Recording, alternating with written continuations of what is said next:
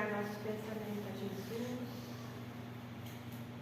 para receber toda essa energia que essa casa nos oferece, que os mentores preparam para nos receber. Senhor Jesus, obrigado por esta oportunidade de aqui estarmos. Obrigado, Senhor, por nos dar essa luz para nos direcionarmos na vida. Pedimos, Mestre, amparo para todos aqueles que estão passando por alguma necessidade. E que o nosso palestrante de hoje tenha sua luz para passar para nós um aprendizado e que nós estejamos abertos para receber toda essa informação, refletir e colocar em prática no nosso dia. Porque com certeza, Senhor, Ele vai nos passar um grande aprendizado. Obrigado, Senhor, por esta oportunidade. Que assim seja. Graças a Deus. Obrigado.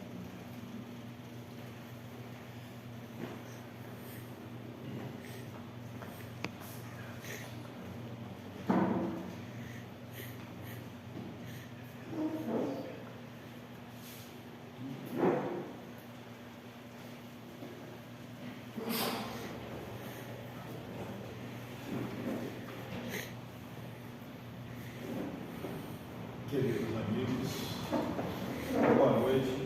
Boa noite. Que as bênçãos de Jesus, o nosso mestre, amigo, sempre presente em nossas vidas, nos envolva, nos abençoe e nos inspire, agora e em todos os instantes das nossas existências.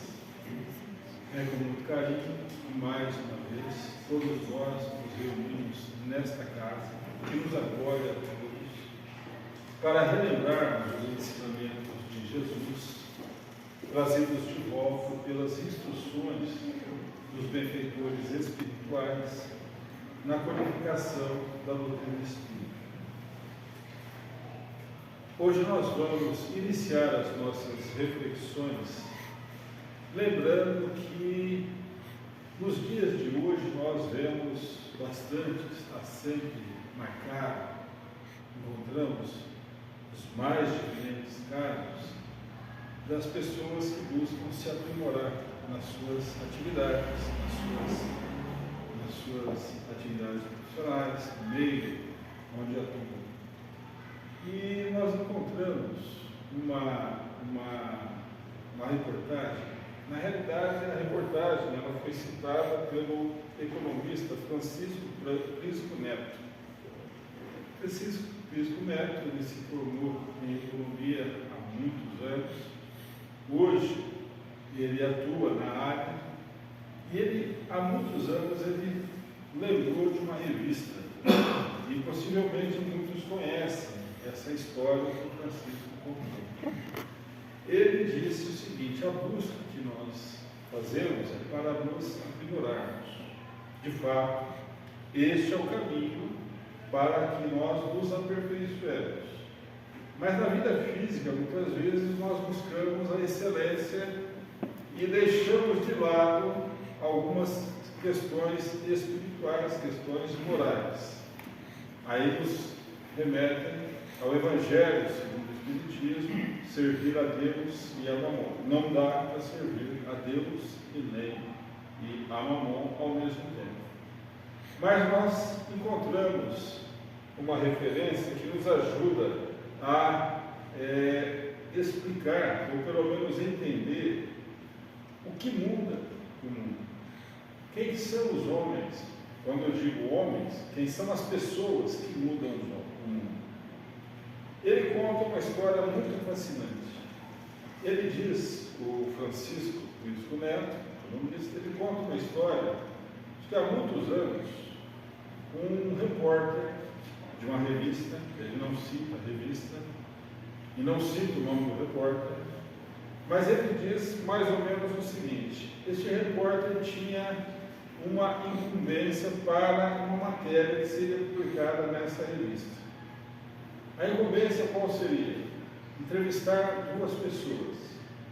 Essas duas pessoas eram consideradas as pessoas mais incríveis que a revista, que os leitores da revista tinham identificado. Então ele foi no primeiro dia, entrevistou o primeiro, acompanhou, não entrevistou, ele acompanhou a rotina daquele primeiro homem o dia todo, desde o momento em que o homem acordava até o momento em que o homem se recolhia para o repouso noturno. No segundo dia, a mesma coisa. Ele vai até o segundo homem, que era o segundo homem considerado um segundo homem incrível, né? Os dois mais incríveis daquele ambiente. E ele acompanhou também durante todo o dia as atividades daquele homem, desde o momento em que ele acorda até o momento em que ele se recolhe. E no terceiro dia, ele vai para a redação da revista. E as pessoas perguntam: e aí? Como é que foi? Que é natural. Afinal de contas, eram pessoas conhecidas, os dois homens, considerados os mais incríveis, eram consideradas pessoas notáveis, que tinham uma incumbência na sociedade, no meio profissional popular, eram empresários, eram pessoas conhecidas. Então ele começa a contar mais ou menos o seguinte: no primeiro dia, ele conheceu o primeiro homem que era identificado como um dos dois homens incríveis naquele ambiente. Ele chegou na casa desse homem logo cedo, e quando ele chegou logo cedo, o homem acorda, se apresenta e vai tomar o café da manhã. Ao tomar o café da manhã, ele escolhe alimentos balanceados. Ele escolhe os alimentos que vão ajudá-lo a manter-se durante o dia. Ele sai do café da manhã, vai para o veículo, para conduzir-se ao trabalho, à atividade profissional. E de cara ele vai pilotando o próprio helicóptero. Olha só. Toma um café da manhã balanceado, vai pilotando o próprio helicóptero. Quando ele chega no escritório, o helicóptero pousa, o empresário pilotando o próprio helicóptero, ele vai para uma reunião, e nessa reunião ele resolve uma pendência que estavam ali os diretores da empresa há muitas horas tentando solucionar um certo item da reunião. Ele resolve, ele coloca tudo isso em ordem, ele fala 4 idiomas e vai resolvendo durante o dia várias coisas. Na hora do almoço, no intervalo, ele vai para um restaurante e ali ele também come uma comida balanceada e retorna para o trabalho, reuniões a tarde toda, retorna para sua casa, faz os seus exercícios e aí o repórter deixa de acompanhá-lo, porque afinal de contas ela já era noite, não tinha mais por que acompanhar. Conheceu o primeiro homem incrível. Então ele disse, o repórter, mais ou menos o seguinte: eu nunca tinha visto um homem tão incrível na minha vida. E as pessoas ficaram maravilhadas. No segundo dia, ele foi o segundo homem incrível. E as coisas pareciam que iam se repetir. Só que o segundo homem incrível, ele chegou. Quando ele chega, o homem já estava aguardando a sua chegada. E pergunta, chama para conversar, senta no sofá e pergunta o que ele fazia, se ele era casado, o que ele fazia, quanto tempo ele era, quis conhecer, viu uma foto, conheceu a família, pediu para que o repórter falasse sobre a família. E o repórter, então, foi falando da sua vida, apresentou uma foto, onde a foto tinha ali a sua esposa, seus filhos, né? Sua filha, perdão, era uma menina só. E aí o segundo homem vira e fala assim: o que é que você gosta de tomar no café da manhã? Ele falou lá alguma coisa, e aí o homem pediu para que fosse servido aquele alimento que o repórter pediu. E aí continuaram conversando. Quando terminaram o café, já iam para o trabalho, o homem veio e falou assim: olha, hoje nós não vamos da forma convencional, porque ele também normalmente ia de helicóptero. Ele falou assim: hoje nós vamos de carro. E aí ele me levou, disse o repórter, ele me levou para conhecer a coleção de carros que ele tinha. São carros maravilhosos, carros esporte, carros que eu nunca tinha imaginado. E aí ele falou assim: você vai dirigindo um desses carros, qual carro você quer dirigir? E aí eu fui dirigindo, disse o repórter. Eu fui dirigindo e ele foi me explicando o que fazer, como fazer determinadas manobras, como fazer a manutenção do equipamento, até que nós chegamos no escritório, na empresa dele. E quando ali chegamos, ele me apresentou para todo mundo, afinal de contas ele já conhecia.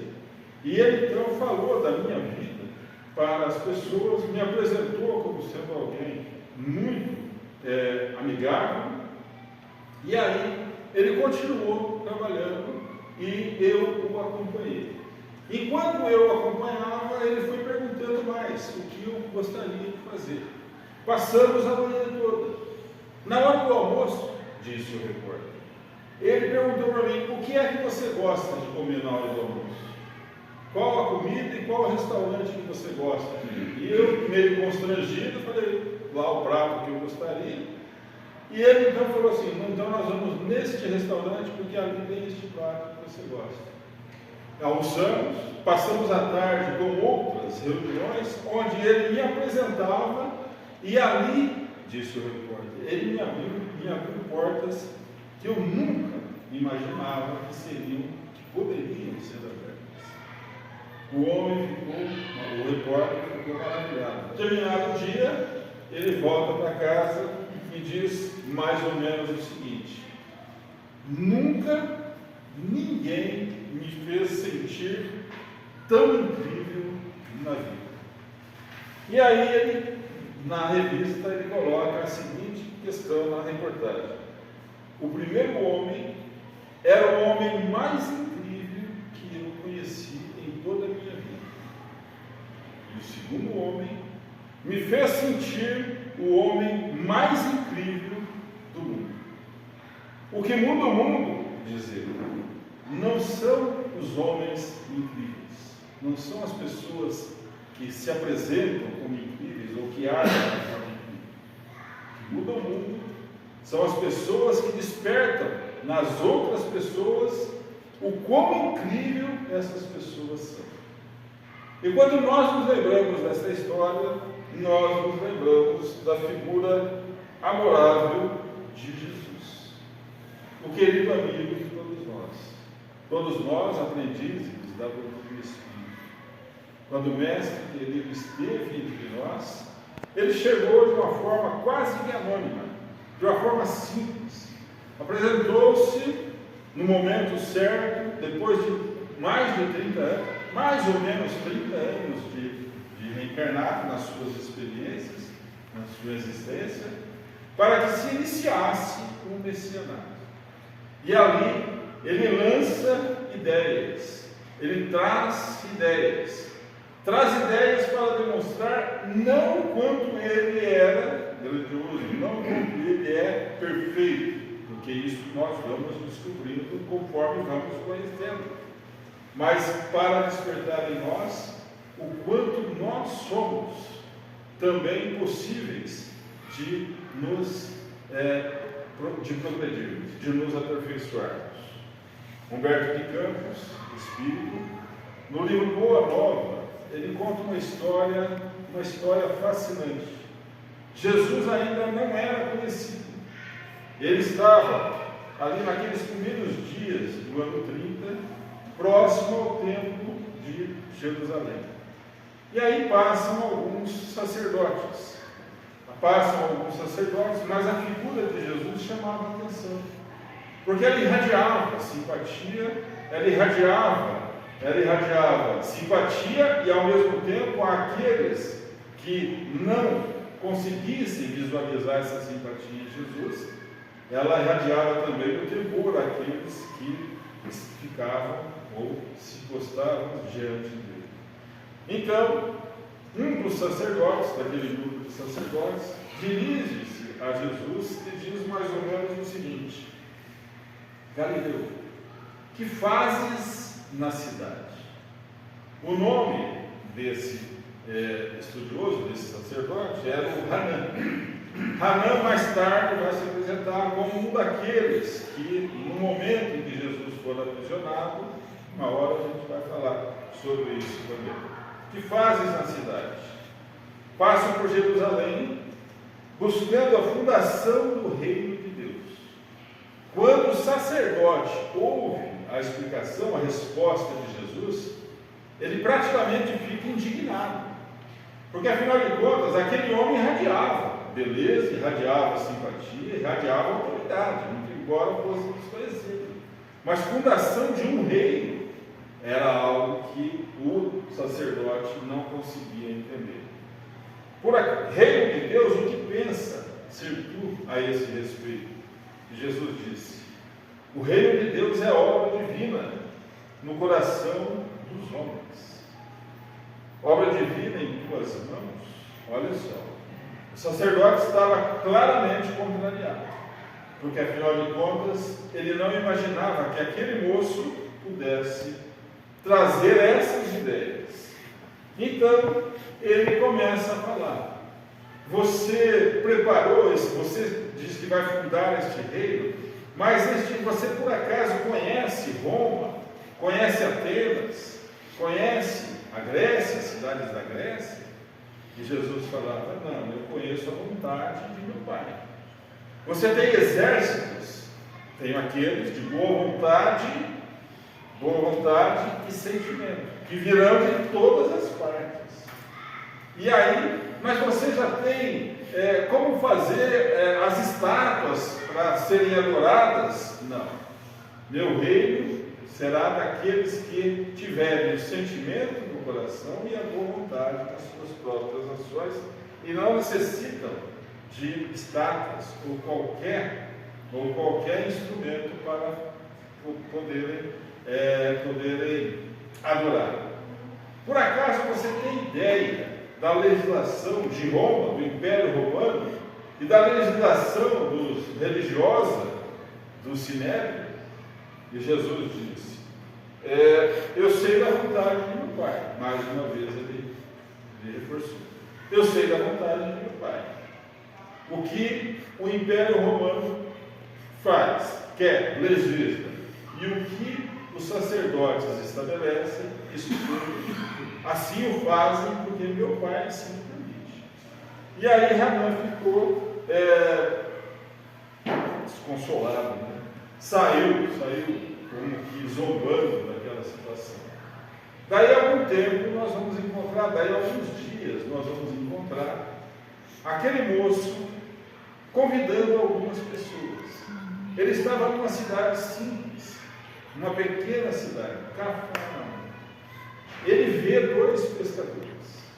Ele olha para Simão Pedro e olha para André, irmão de Simão Pedro, e convida. É da vontade de meu Pai, Senhor.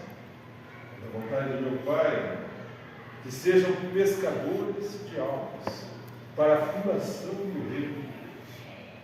Nem Simão Pedro, nem André perguntaram: como será isso? Não, eles simplesmente seguiram Jesus e começaram a conversar ali, naquele ambiente. Mas o tempo se passa, nós vamos encontrar as figuras de Tiago e de João. Estavam próximos ao seu pai, então ele convida Tiago e João: é da vontade de meu Pai que venham trabalhar na fundação do reino de Deus entre os homens. E aqueles dois jovens acompanham Jesus, conversam e vão acompanhando. E as pessoas simples vão sendo convidadas. Quando são convidadas, algo as atrai para aquele moço, porque Jesus, 30 anos, era moço. Quem daqui tem mais de 30 anos?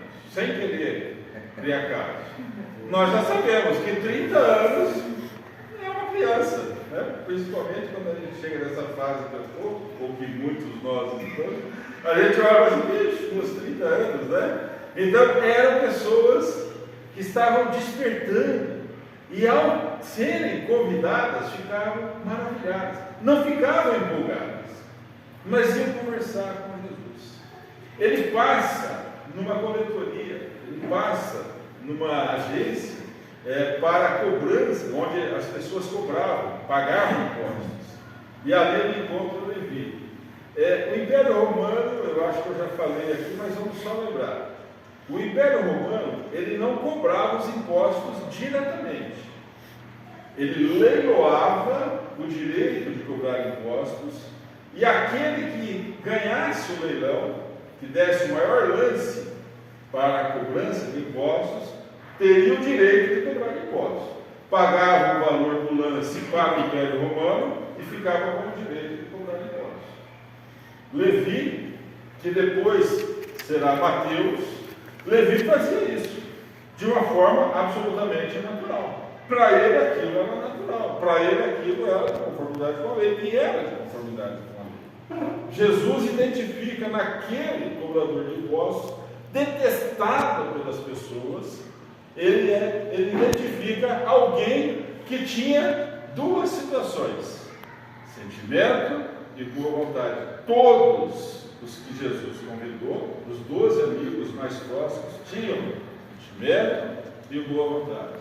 E Levi assente ao convite de Jesus, passa a seguir Jesus, passa a acompanhar aquele homem, aquele moço extraordinário, e passa a se chamar Mateus, que nós vamos conhecer nos evangelhos, nas suas transcrições.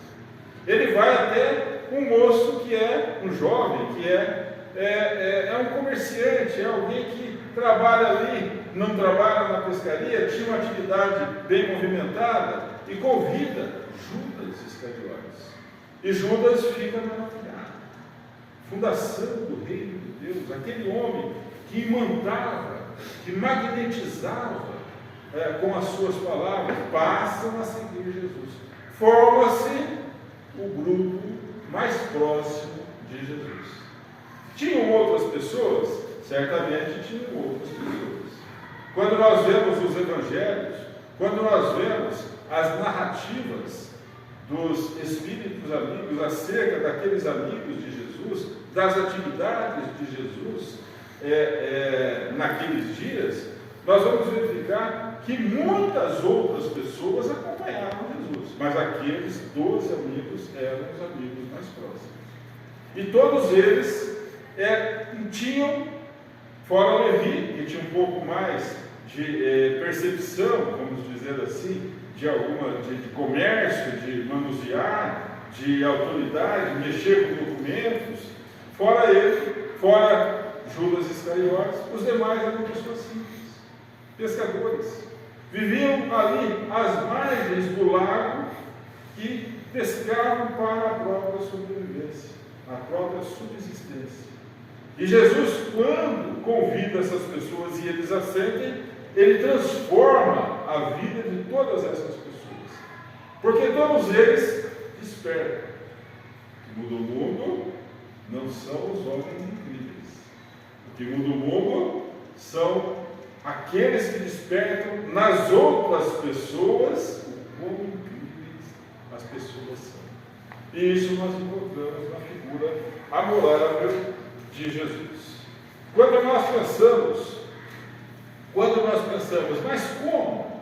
Como foi que Jesus despertou nestes amigos mais próximos, despertava em todos, mas como foi que ele despertou nesses 12 amigos mais próximos, aquele sentimento, aquela ideia da fundação de um reino de Deus que eles ainda não faziam ideia de como ser, porque os próprios discípulos não faziam ideia de como ser. Nós vamos encontrar lá, quando os sacerdotes fazem aquela negociata com Judas Iscariotes estava o quê? Iludido. Ele imaginava antecipar a revolução para a criação de um reino que era o próprio reino anunciado por Jesus. No entanto, não era essa a ideia de Jesus. Então, como é que essas pessoas acendiam ao convite de Jesus? Primeiro, eles tinham sentimento. O sentimento, o que é o sentimento? Na nossa jornada, rumo ao nosso aperfeiçoamento, nós passamos por várias fases. As fases mais primitivas são aquelas fases onde nós trabalhamos os instintos. O que o instinto faz com a criatura? Mantém a vida, mantém a sobrevivência do ser, vai mantendo a segurança, a reprodução do ser, para que o ser físico se desenvolva. É isso? As sociedades se desenvolvem pela sobrevivência. E a sobrevivência é um dos instintos que nós recebemos lá nas fases mais primitivas. Instinto de sobrevivência, instinto de reprodução, instinto de vivência em sociedade para garantir a segurança. Então, tudo isso nós começamos lá atrás. Depois dos instintos, nós começamos a despertar para ideias. Isso é muito, mas muito tempo, porque quando trabalhávamos apenas os instintos, isso é tão primórdio, tão lá atrás, que nós não fazemos ideia de quando isso começou. Quando foi que isso começou? E nem se começou neste planeta, porque nós estamos aqui há alguns milhares de anos. Possivelmente estamos trabalhando o princípio inteligente há muito mais tempo. Então, o instinto está sendo trabalhado em nós. Quando o instinto vai fazendo com que nós sobrevivamos, realizamos instintivamente, naturalmente, maquinalmente o necessário para a vida, nós começamos a trabalhar as sensações. Aí a inteligência começa a se fazer presente também. O instinto permanece, mas continua as sensações. E nós vamos trabalhando as sensações.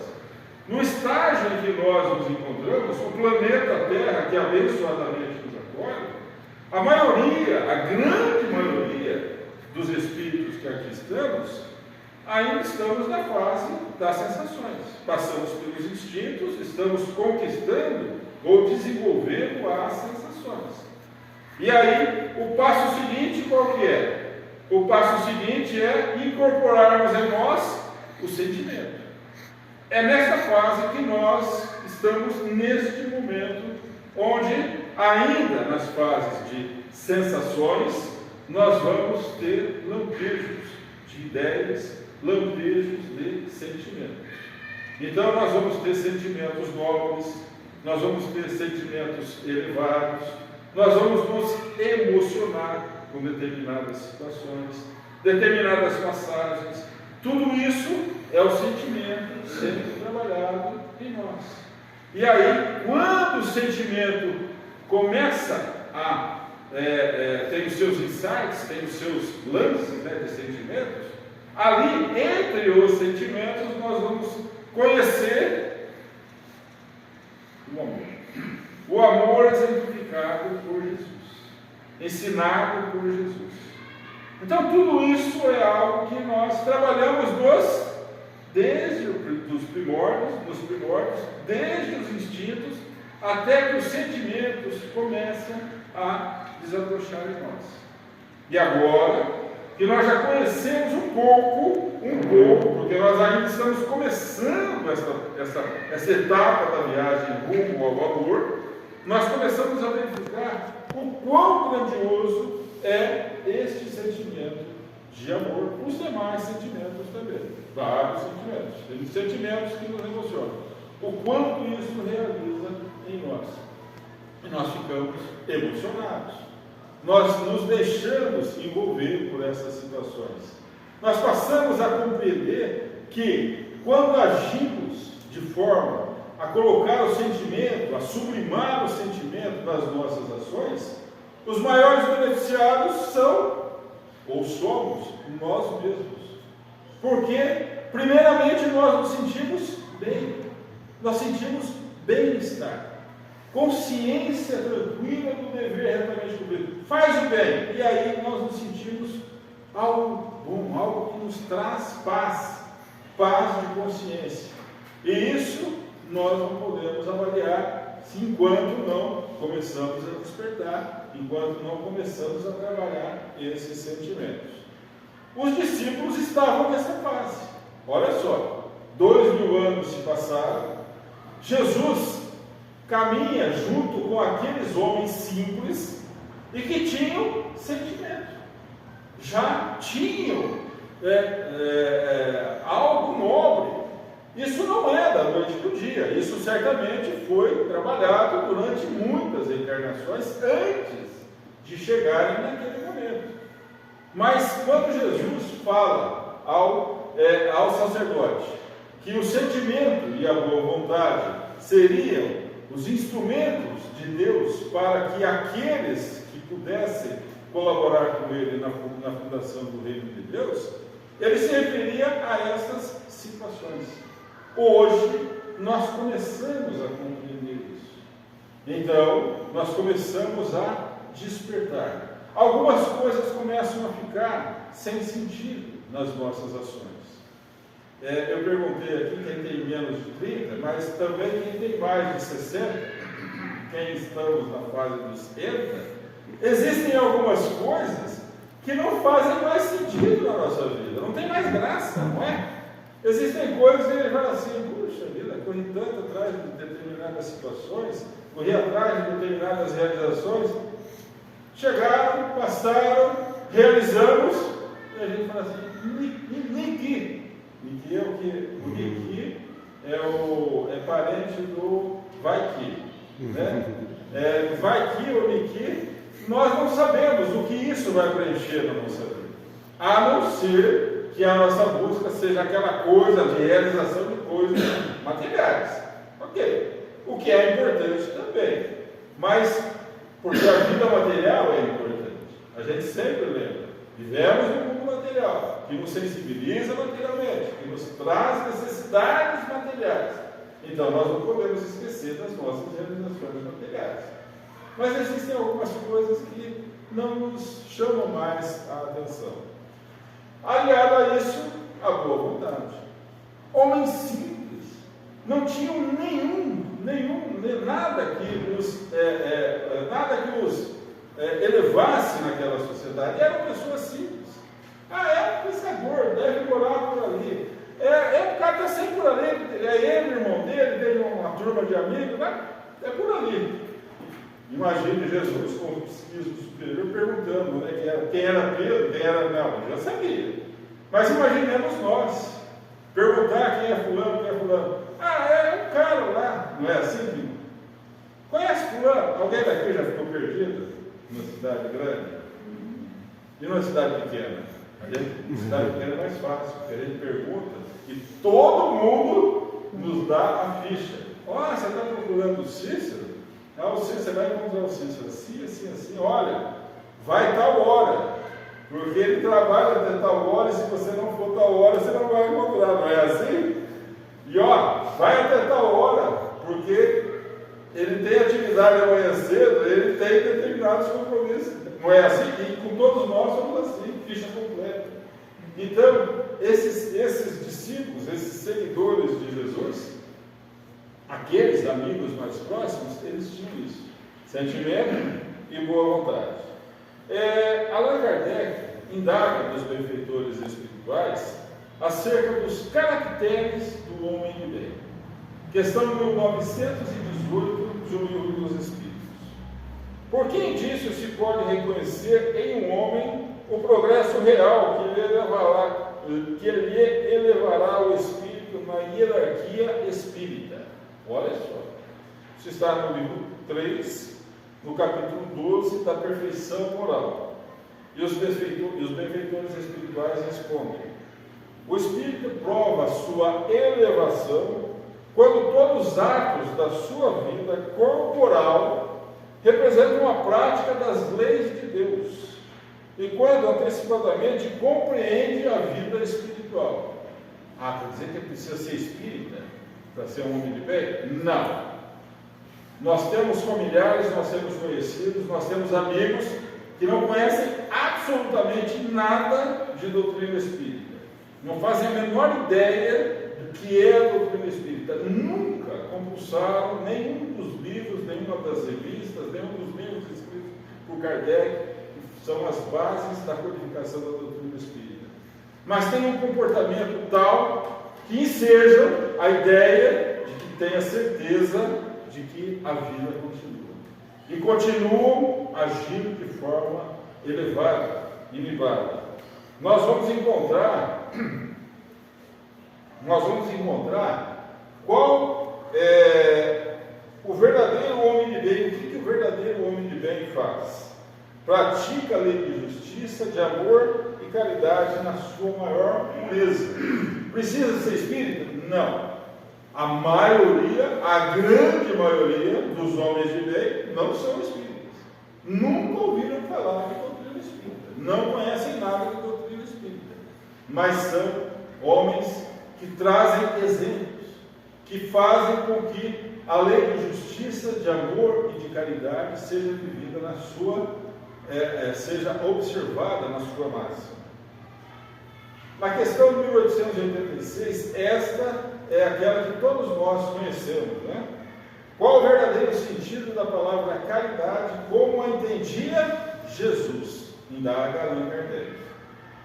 Benevolência para com todos, indulgência para com as fraquezas alheias e perdão das ofensas. Precisa ser espírita para ser o homem, para que o homem realize a verdadeira caridade? Não é necessário. Nós que somos espíritas conhecemos essas ideias, possivelmente estamos tentando colocar, incorporar isso em nós, e temos a bênção de já conhecer as informações que os benfeitores espirituais nos trazem. É possível que realize-se a reforma íntima, o autoaperfeiçoamento, sem essas instruções? É possível, porque existe uma multidão, a grande multidão que não faz isso. Mas nós já estamos aqui neste ambiente. Isso enseja o quê? Enseja responsabilidade. Enquanto a pessoa não conhece, tudo bem. Quando nós passamos a conhecer, aí o que acontece? Opa, alguém já passou por isso? Dá uma vontade louca de fazer uma arte, e aí a gente pega assim, não, meu anjo da guarda, espírito protetor, né? Meu anjo da guarda vai ficar chateado se eu fazer isso. Se eu falar isso, se eu realizar tal forma. Não é assim? Só eu passei por isso? Não. Alguém daqui possivelmente já passou por isso em algum momento da vida. Não é? Fica triste, eu falo assim, o anjo fica triste. Não é? E a minha mãe, quando eu era criança, falava assim, reza para o teu anjo da guarda, porque todo dia. E aí eu falava assim, mas todo dia? Ele já sabe o que eu preciso. Mas você não sabe que se ele pode te atender na hora que você está precisando. E ó, não era espírita. Não conhecia absolutamente nada da doutrina espírita. E tinha uma conduta. E assim nós vamos ver os nossos pais, os nossos tios, os nossos avós, uma época completamente diferente, muito mais difícil do que nós vivemos hoje. Né? Quando nós pensamos nos homens que despertam nas outras pessoas o quanto as pessoas são incríveis, aí nós começamos a lembrar o quanto Jesus despertou junto àqueles que caminhavam junto com ele e com quem ele ensinou. Nós vamos encontrar na figura de Zaqueu. Nós já falamos aqui, todos nós conhecemos a figura de Zaqueu. Zaqueu era detestado. Zaqueu era um homem que ninguém suportava. Mas não suportava por quê? Como Levi, que era o amigo mais próximo, Zaqueu também era um cobrador de impostos, correto? Ele também comprava o direito de cobrar impostos nos leilões que o Império Romano realizava.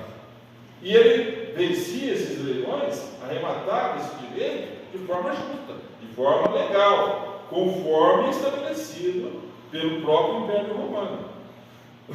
Só que aqueles que também participavam desses leilões que também queriam cobrar os impostos no lugar do Império Romano, quando eram vencidos nesses leilões, começavam a usar de calúnia, usar daquelas conversas por fora, e as pessoas começavam a imaginar alguma coisa, ou começavam a odiar Zaqueu. Senhor, todos nessa cidade, todos me odeiam. Aí, ele, numa conversa com Jesus, ele fala, mas eu não sei o que eles querem. Porque aqui nós desenvolvemos, em Jericó, ele patrocinava, ele como o cobrador de impostos, ele patrocinava várias atividades. Atividades que culminavam com a assistência aos desvalidos, aos necessitados, às crianças, aos idosos, à produção de alimentos. Só que ninguém sabia que era ele que estava por trás financiando tudo aquilo. Quando a gente fala financiando tudo aquilo, é porque é um termo que hoje nós compreendemos bem. Mas era isso que acontecia. Então as pessoas tinham raiva daquele que fomentava o progresso da própria cidade. Nós vamos encontrar na figura de Bartolomeu. Bartolomeu encontra-se com Jesus, um dos amigos mais próximos, um dos pescadores mais próximos, um dos 10 pescadores, porque um era o Levi, Mateus, e o outro era Judas, que não eram pescadores, os demais eram pescadores. Nós vamos encontrar na figura de Bartolomeu, quando Jesus identifica naquele moço qualidades que nem ele, Bartolomeu, fazia ideia de que era um possuidor. Faz com que aquele jovem desperte. E ao despertar, ele como cria um atrito com a própria família. Porque os familiares não concordavam que ele deixasse o trabalho em determinadas horas e fosse para Cafarnaum seguir os ensinamentos de Jesus. Ele tinha que continuar na pescaria. Onde é que já se viu? Se acorda de madrugada, como se fosse hoje as nossas mães, os nossos responsáveis, como se nós tivéssemos lá 14, 15 anos. Né? Onde é que já se viu? Acordar de madrugada, trabalhar o dia inteiro e ainda passar a noite até tarde, seguindo um cara que fala uma coisa que ninguém entende. Olha só, era isso o que os familiares imaginavam e falavam para Bartolomeu. E numa conversa com Jesus, ele simplesmente ficou emocionado. E quando ele volta para casa e ouve as críticas do pai e dos irmãos, ele simplesmente começa a imaginar. Eles, os familiares, não conhecem Jesus. Eu já conheço. E aí então ele continua e continua naquele trabalho incessante, que Jesus, com o seu psiquismo superior, quando o convidou, já sabia que ele seria capaz. A figura amorável de Maria de Magdala. Maria de Magdala tinha uma vida equivocada. Ela estava exausta daquela vida. Há muitos anos ela não se realizava, algo a incomodava. Ela ouviu falar de Jesus. Ouviu falar de Jesus e, através de um amigo comum, conheceu Jesus. Conheceu Jesus e passa a acompanhar Jesus. Passa a conviver com Jesus e os discípulos. Não é compreendida pelos discípulos. Passa a acompanhar Jesus e, embora os discípulos não a compreendessem, mas Maria, mãe de Jesus, amava Maria de Magdala. Tinha Maria de Magdala como a própria filha. Ela passa para a posteridade, ou passa para as situações que vieram depois da crucificação de Jesus, viveu a solidão de não ser compreendida pelos discípulos, de uma forma corajosa, porque eram as mulheres daqueles dias, não tinham voz, não tinham direitos, não tinham como, e ela continua na sua fé e na palavra. Nós vamos encontrar na figura de Pedro, que nós já falamos, o homem simples que se torna o líder, assim, o dirigente daquele grupo de amigos que vai levar a palavra e o ensinamento de Jesus, as palavras de Jesus. Eram pessoas simples, eram pessoas detestadas, mas que, ao despertarem por aquele homem extraordinário, Jesus, eles simplesmente realizaram algo que ninguém poderia imaginar. Quando nós encontramos, lembrando agora, né, as palavras do repórter, o que muda o mundo são aqueles que despertam nas pessoas o quanto as pessoas são incríveis. Nós vamos no capítulo 7 do Evangelho segundo o Espiritismo, quando Allan Kardec, o codificador da doutrina espírita, traz de volta os ensinamentos de Jesus nas bem-aventuranças. As bem-aventuranças aconteceram em que momento mesmo? Exatamente. Todo mundo respondeu, mas ninguém quer falar comigo, é isso? No Sermão da Montanha. O Sermão da Montanha é considerado o código de conduta da humanidade, até os dias de hoje, sempre foi. Aquele que se eleva será rebaixado.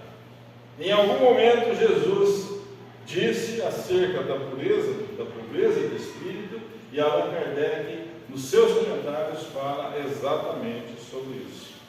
Então, lembrando, para encerrarmos, a história que nós contamos lá no começo, os homens incríveis, né? O primeiro homem era o homem mais incrível que o repórter tinha conhecido. O segundo homem fez com que aquele repórter se sentisse o homem mais incrível do mundo. O que muda o mundo não são os homens incríveis. O que muda o mundo são aqueles que despertam nas outras pessoas o quanto as outras pessoas são incríveis. Tenhamos isso em mente. Jesus nos abençoe a todos. Muita paz.